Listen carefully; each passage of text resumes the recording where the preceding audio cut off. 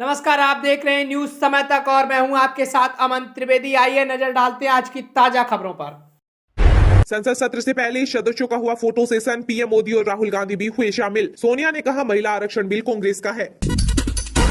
नए संसद में पहले सत्र की पीएम मोदी ने दी सभी को शुभकामनाएं। कहा भारत नए संकल्प को लेकर बढ़ रहा है आगे। महिला आरक्षण विधेयक पर राहुल गांधी ने साल 2018 में पीएम मोदी को लिखा था पत्र, कांग्रेस ने दिलाई याद। खालिस्तानी आतंकी हरदीप सिंह निज्जर की हत्या के आरोप पर भारत ने कनाडा को लगाई लताड़। कहा बेतुका और राजनीति से प्रेरित है। पुरानी संसद को संविधान सदन कहा जाए, नई सदन की गरिमा कभी ना हो कम। पीएम नरेंद्र मोदी ने दिया बड़ा सुझाव।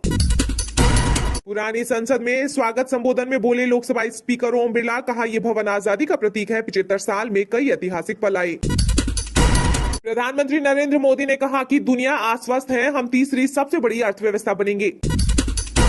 महिलाओं को अधिकार और शक्ति देने के लिए भगवान ने मुझे चुना है। नई संसद के पहले संबोधन में बोले पीएम मोदी।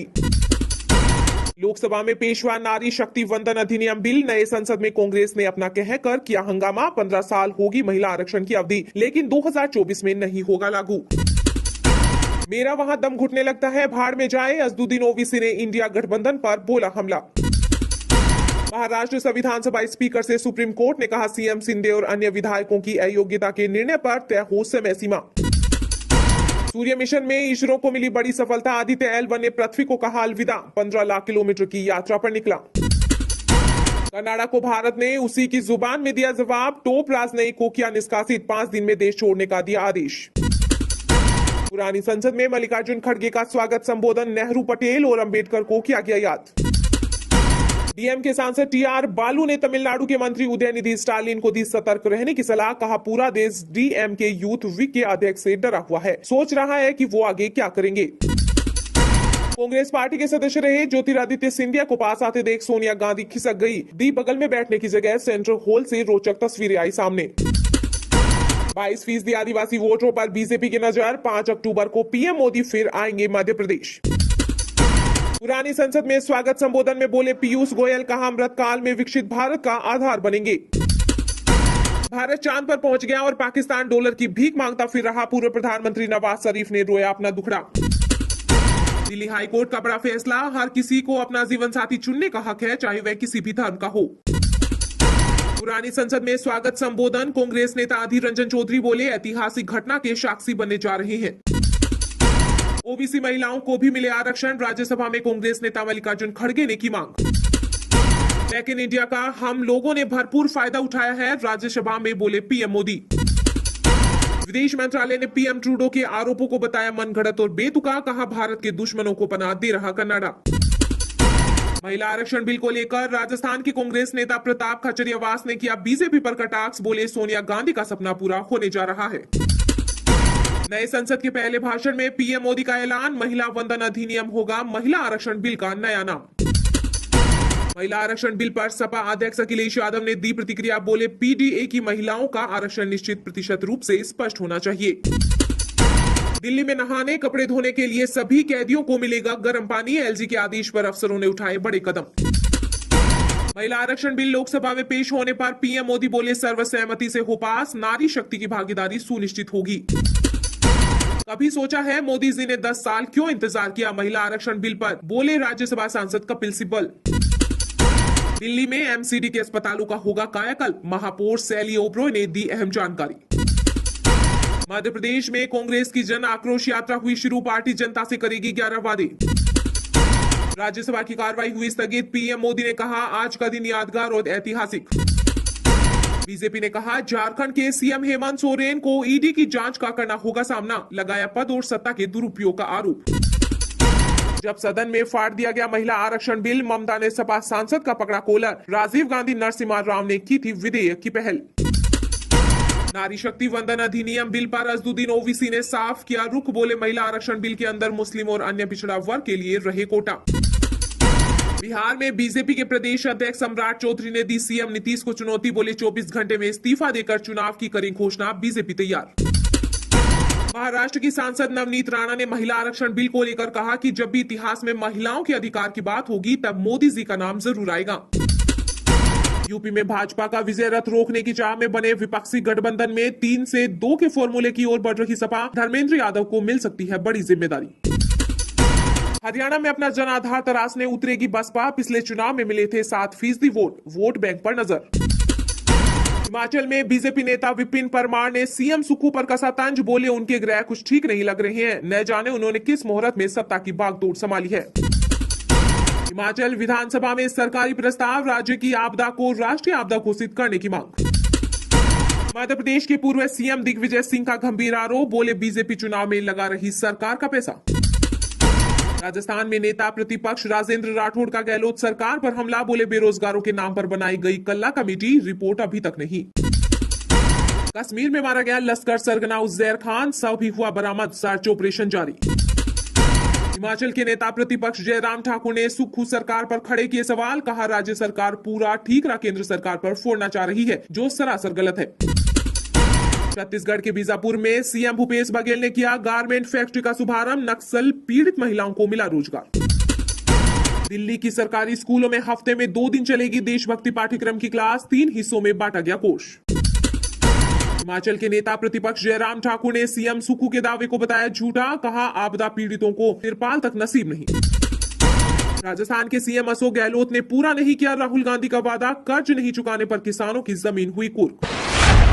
पुरानी संसद को संविधान सदन कहा जाए, नई सदन की गरिमा कभी ना हो कम, पीएम नरेंद्र मोदी ने दिया बड़ा सुझाव। पुराने संसद भवन के सेंट्रल हॉल में आयोजित संयुक्त सत्र के विशेष कार्यक्रम में प्रधानमंत्री ने सांसदों को संबोधित करते हुए कहा कि आज नए संसद भवन में हम सब मिलकर नए भविष्य का श्री गणेश करने जा रहे हैं। आज हम यहाँ विकसित भारत का संकल्प दोहराने, संकल्पबद्ध होने और उसको परिपूर्ण करने के लिए जी जान से जुटने के इरादे से नए भवन की तरफ प्रस्थान कर रहे हैं। ये भवन और उसमें ये भी सेंट्रल हॉल हमारी भावनाओं से भरा हुआ है। ये हमें भावुक भी करता है और हमारे कर्तव्यों के लिए प्रेरित भी करता है। उन्होंने कहा कि 1952 के बाद दुनिया के करीब 41 राष्ट्र अध्यक्षों ने इस सेंट्रल हॉल में हमारी सभी माननीय सांसदों को संबोधित किया है। हमारे सभी राष्ट्रपति महोदयों के द्वारा 86 बार यहाँ संबोधन किया गया है। संसद में बीते वर्षों में ट्रांसजेंडर को न्याय देने वाले कानून का भी निर्णय किया गया। इसके माध्यम से हमने ट्रांसजेंडर को भी सद्भाव और सम्मान के साथ नौकरी, शिक्षा, स्वास्थ्य और बाकी सुविधाएं देने की दिशा में कदम उठाया है। पीएम नरेंद्र मोदी ने अपने संबोधन में आगे कहा कि हम हर क्षेत्र में आगे बढ़ रहे हैं।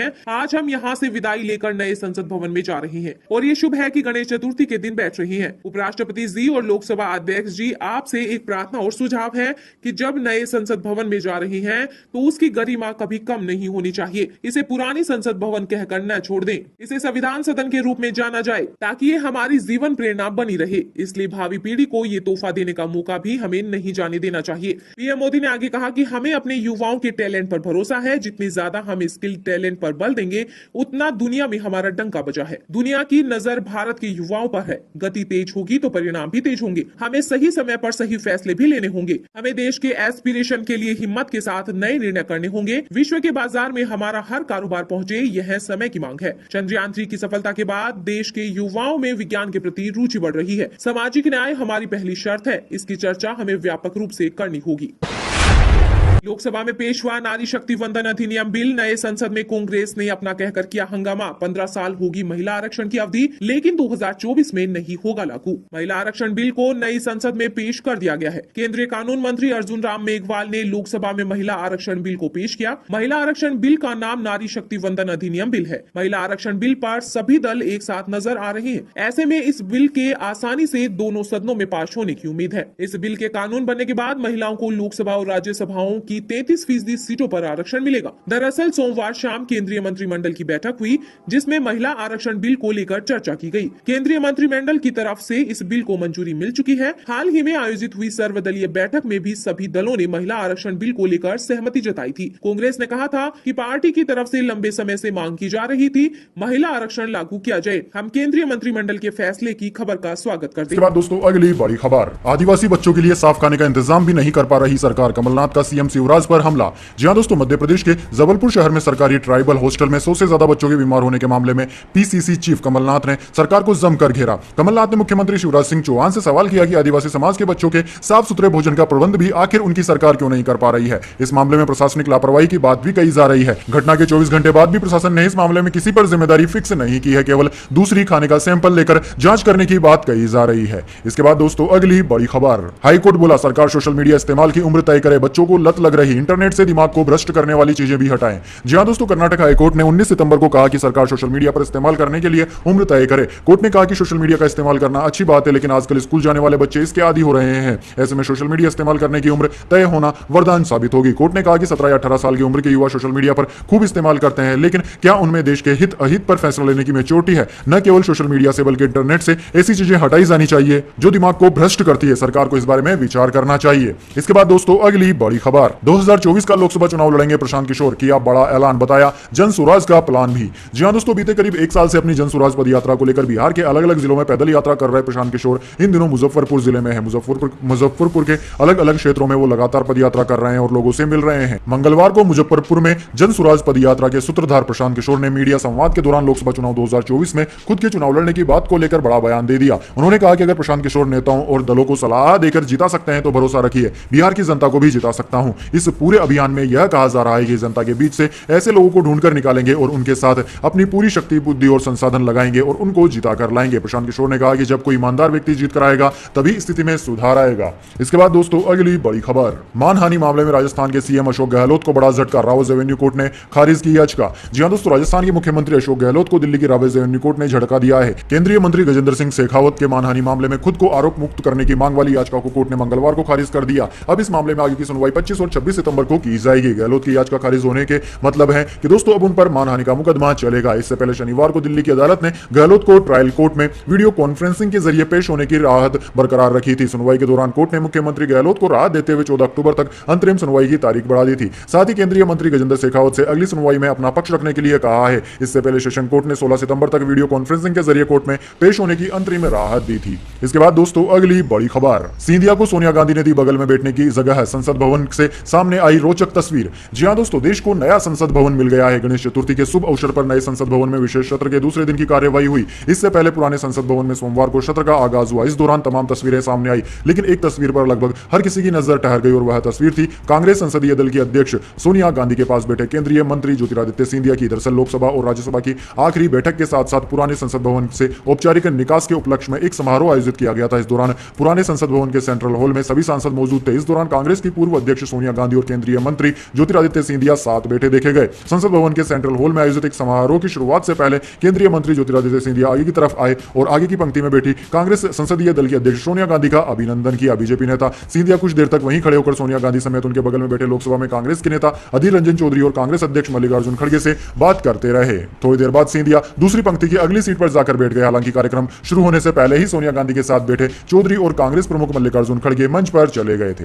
इसके बाद दोस्तों अगली बड़ी खबर, अश्लील वीडियो को इंटरनेशनल रेसलर ने साजिश बताया। अंशु मलिक बोली, लड़की हिमाचल, लड़का रोहतक का, बिना सच जाने मुझे दोषी करार दिया। जी हां दोस्तों, हरियाणा की इंटरनेशनल रेसलर अंशु मलिक ने अपने सोशल मीडिया अकाउंट पर एक वीडियो जारी किया है जिसमें उन्होंने पिछले दिनों सोशल मीडिया पर वायरल हुए अश्लील वीडियो का खंडन किया। अंशु मलिक ने कहा कि मेरा इस वीडियो से कोई संबंध नहीं है, इसके बावजूद मुझ पर गंदे कमेंट्स किए जा रहे हैं। मैं किसी बड़ी साजिश का शिकार हुई हूं। मैं और मेरा परिवार मेंटल ट्रॉमा से गुजर रहा है। वीडियो में दिख रहा लड़का रोहतक और लड़की हिमाचल प्रदेश की है। वे दोनों रिलेशनशिप में हैं। अंशु ने लोगों से बिना सच्चाई जाने किसी भी नतीजे पर न पहुंचने की विनती की। अंशु ने लिखा कि सत्य परेशान हो सकता है लेकिन पराजित नहीं हो सकता। आखिर में सत्य की जीत और झूठ की हार हुई। इसके बाद दोस्तों अगली बड़ी खबर, राजा मौली लेकर आ रहे हैं भारतीय सिनेमा की बायोपिक। इस बॉलीवुड डायरेक्टर के हाथों में दी फिल्म की कमान। जी हां दोस्तों, भारत के सबसे बड़े फिल्म मेकर्स में गिने जाने वाले एस राजा मौली ने एक नया प्रोजेक्ट अनाउंस किया है जो देश के सिनेमा लवर्स की एक्साइटमेंट बढ़ा देगा। उनके इस नए शाहकार का नाम मेड इन इंडिया है। आरआरआर की ऑस्कर जीत और इंटरनेशनल कामयाबी ने राजा मौली का कद इतना बड़ा कर दिया है कि अब उनके हर प्रोजेक्ट पर भारत ही नहीं दुनिया भर के सिनेमा फैंस की नजर रहती है और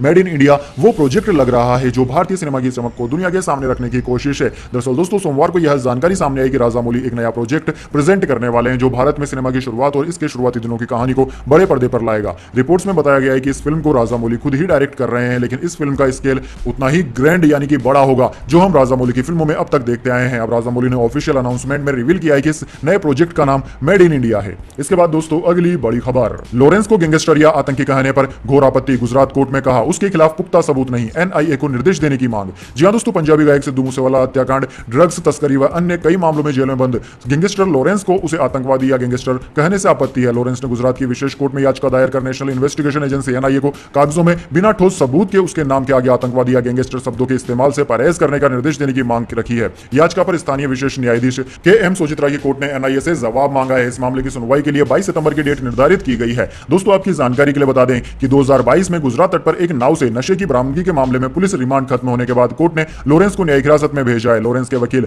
आनंद ब्रह्म भट्ट द्वारा दायर याचिका में कहा कि भारत के नागरिक के रूप में मेरे सबसे कीमती अधिकारों को किसी भी व्यक्ति द्वारा छीना नहीं जाना चाहिए। कृपया उपरोक्त प्रार्थना से संबंधित आवश्यक आदेश पारित करें। इसके बाद दोस्तों अगली बड़ी खबर, बॉक्स ऑफिस पर नहीं थम रहा जवान का खुमार, वर्ल्ड वाइड 900 करोड़ के करीब पहुंची शाहरुख खान की फिल्म। जी हां दोस्तों, शाहरुख खान की फिल्म जवान का जादू लोगों के सिर चढ़कर बोल रहा है। फिल्म ने वर्ल्ड वाइड बॉक्स ऑफिस पर कई रिकॉर्ड तोड़ डाले हैं। दोस्तों फिल्म अब 900 करोड़ के क्लब में शामिल होने के बेहद करीब पहुंच गई है। इस बात की जानकारी खुद फिल्म के प्रोडक्शन हाउस ने सोशल मीडिया के जरिए दी। रेड चिलीज एंटरटेनमेंट ने अपने ऑफिशियल इंस्टाग्राम पेज पर पोस्ट करते हुए बताया कि जवान ने वर्ल्ड वाइड 883.68 करोड़ रुपए का कलेक्शन कर लिया है। फिल्म का क्रेज देखते हुए कहा जा रहा है कि गदर 2 के बाद अब जवान शाहरुख खान की ब्लॉकबस्टर फिल्म पठान का रिकॉर्ड तोड़ देगी और 1000 करोड़ से ज्यादा की कमाई करेगी। तो दोस्तों यह इतिहास की तमाम बड़ी फिलहाल खबर में इतना ही। तब तक के लिए देखते रहिएगा न्यूज समय तक और दीजिए यानी हमें यानी कि अमन त्रिवेदी को इजाजत। नमस्कार।